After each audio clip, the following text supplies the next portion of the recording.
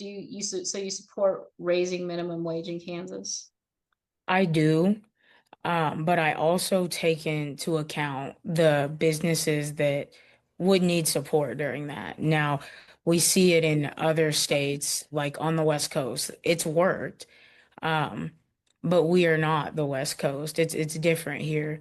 So I actually had a discussion like this with a friend of mine in the Democratic Party. And, I 100% support raising minimum wage, but I do think of the small business owners, social services. So I work in the foster care system, and I know, you know, foster placements, group homes, PRTFs, they're underfunded. I mean, our youth should be the main thing we're putting funding towards. And so we look at those employees. I mean, we're frontline work.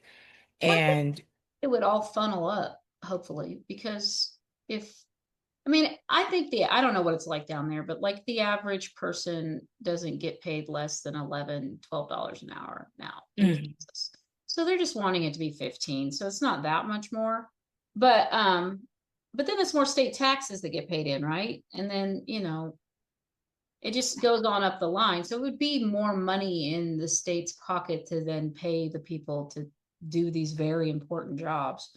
To, like childcare workers, if you, I don't know what it's like in social services, but I know like in daycare and things like that, the better you can pay, the more quality of a worker you can find sometimes, right? exactly. And so being able to pay someone that takes care of your children all day a livable wage, or teachers or whatever it is, seems, like something we should prioritize, or the people like you're talking about in social services or these group homes, anyone that's taking care of children.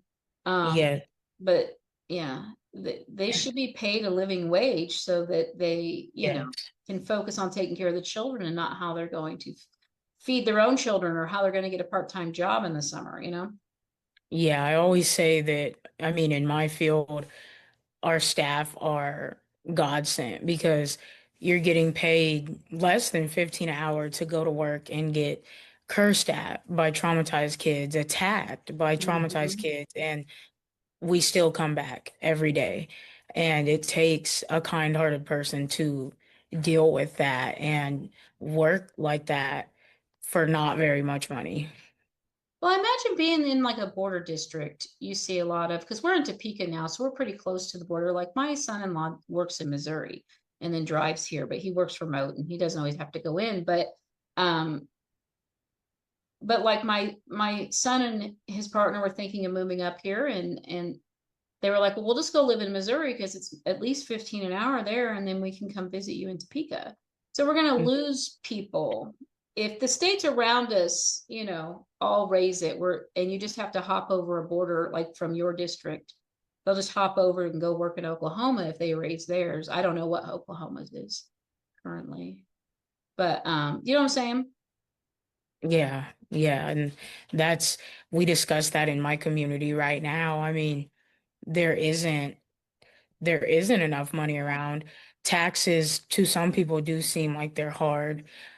Um, and people, why not drive an hour down the road to Joplin, Missouri and have all this life? There's nice stores, nice restaurants, more housing opportunities, more employment opportunities.